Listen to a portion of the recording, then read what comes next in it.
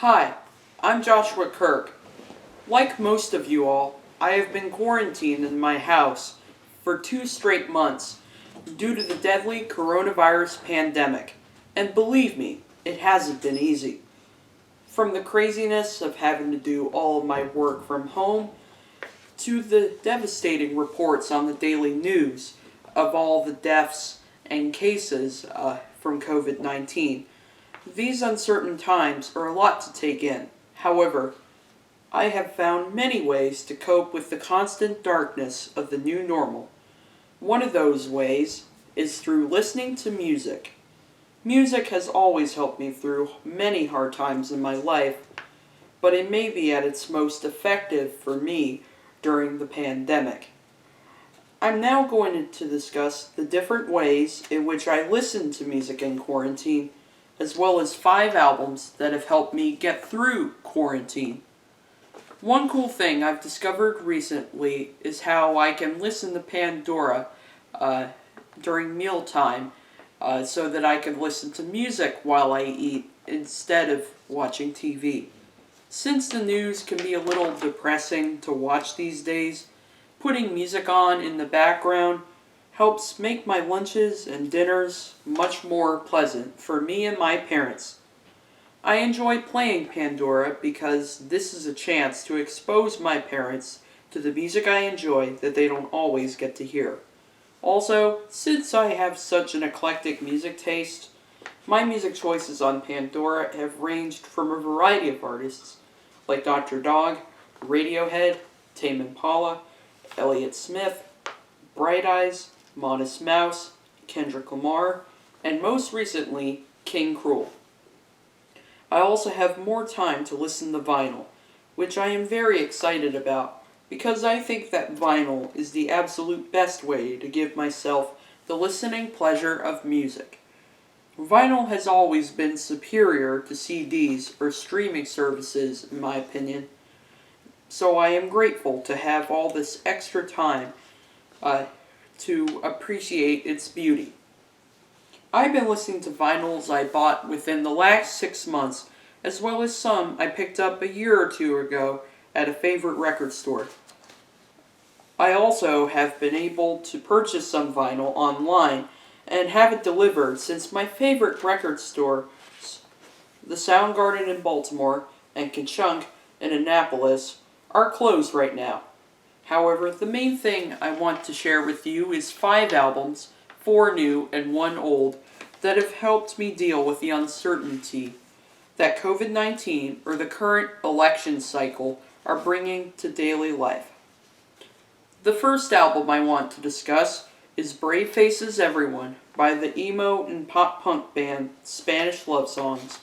I started listening to this record after YouTube music critic Mark Grondin, aka Spectrum Pulse, gave the album a perfect score back in February, prior to the pandemic.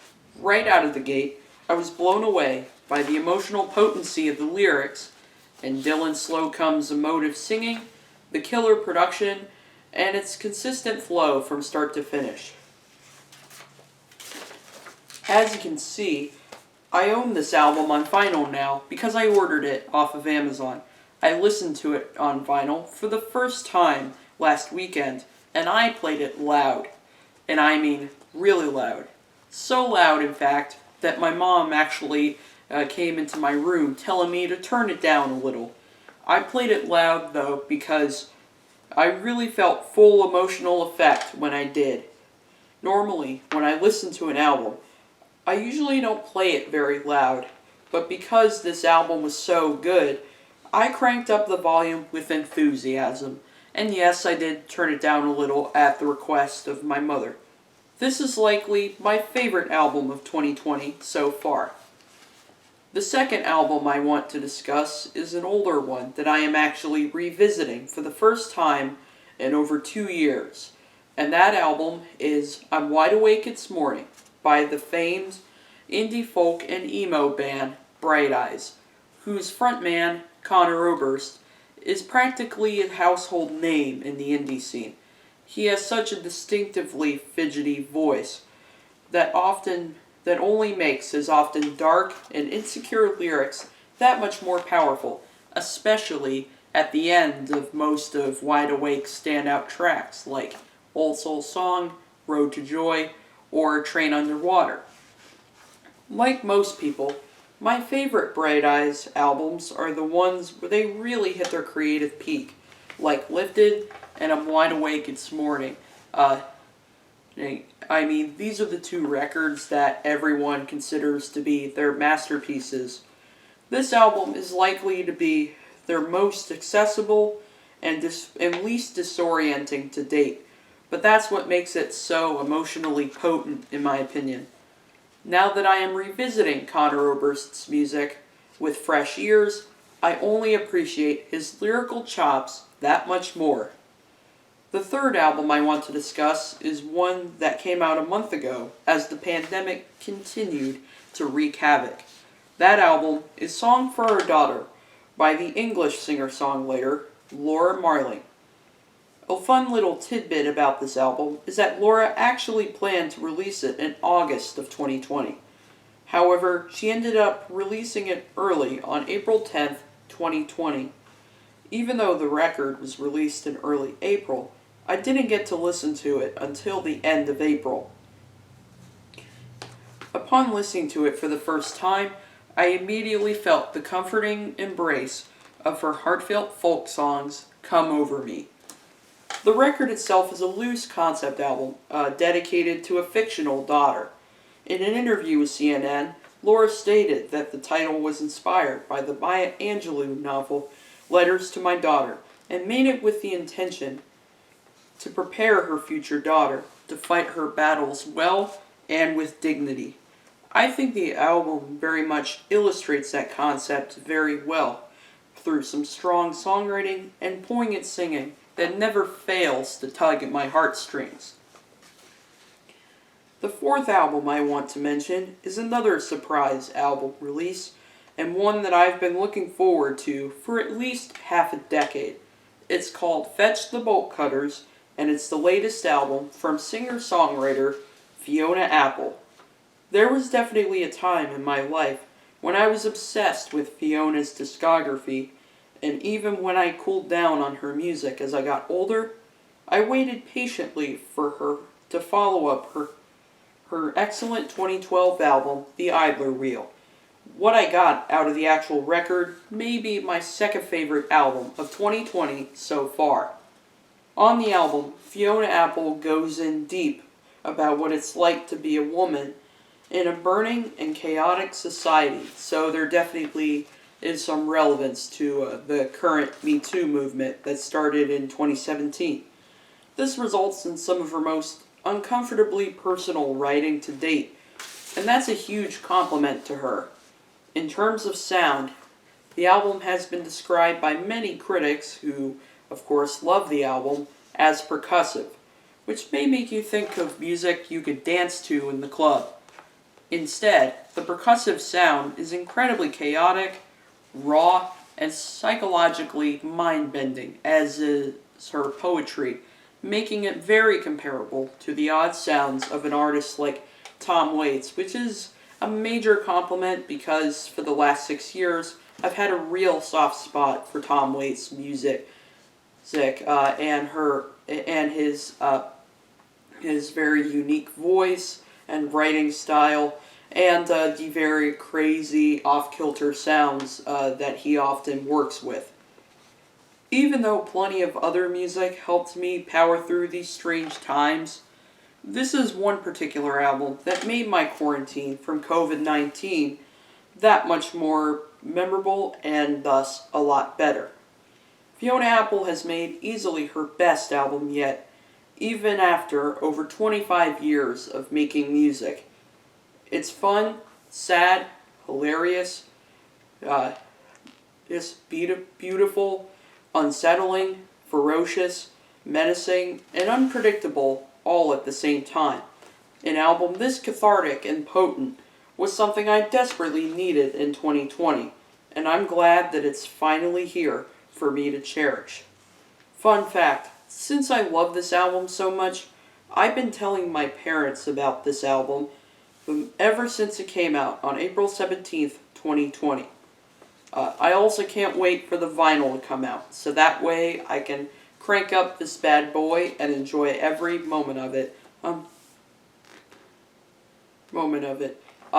It definitely made my quarantine a little better because, even if I don't remember the pandemic very fondly at all, at least I'll remember fondly that this album dropped during this extended quarantine period. The last album I will mention, however, takes a completely different vibe and mood from every other album I mentioned in this vlog. In fact, it's certainly more joyful and peppy than the just mentioned Fiona Apple album. That album is Future Nostalgia by the English pop singer Dua Lipa. This is a sun-soaked pop album that reinvigorates classic funk and disco sounds for the 2020s in a truly magical way. It sort of reminds me of how Daft Punk reinvigorated these classic sounds for the 2010s on their 2013 comeback album, Random Access Memories, which a lot of you probably know for having the very popular song Get Lucky with Pharrell on it. So it's also a great improvement from her self-titled debut album, because I've always appreciated Dua Lipa, but I've never really been a hardcore fan. I mean, she definitely had potential. It's just on Future Nostalgia when I feel like she's tapped into that potential very well. Out of all the 2020 albums I've heard so far, this is one of the most addictive for me. I seriously can't stop coming back to the 70s funk-inspired title track, the slap bass heavy cool, which definitely reminds me of a Red Hot Chili Peppers song a little bit, the space pop of Physical, or the Lizzo-esque flirty R&B of Good and Bad, a song that has a hook that initially came off as annoying on first listen, but it kind of seeped into my brain and to the point of me wanting more. I mean, pop music sometimes does that to us. The production is awesome, and the hooks are some of the best of 2020, in my opinion. Oddly enough, the title, Future Nostalgia, fits with these times, as this album is likely to make people turn nostalgic for times when I was out in the world, away from my apartment, which I definitely much prefer doing that more often than having to spend 3 months in my home. But don't worry, we'll be able to do that again eventually. When I need that intense dose of joy in the age of COVID-19, this album will bring it, big time. These 5 albums really mean the world to me right now, especially in a time that brings more uncertainty every day. I would highly recommend checking out all 5 if you are into singer-songwriter or indie music with enough emotional potency to pull you in, because majority of the albums I discussed in here definitely go in the emo, sad songs kind of category, but I do enjoy that kind of music, so it makes sense. However, if you want pop music that will leave you coming back for more, the Dua Lipa album may be more in your wheelhouse, because it sure is a big bubble of joy throughout. So we all know these times are hard, but we will get through it, one album at a time.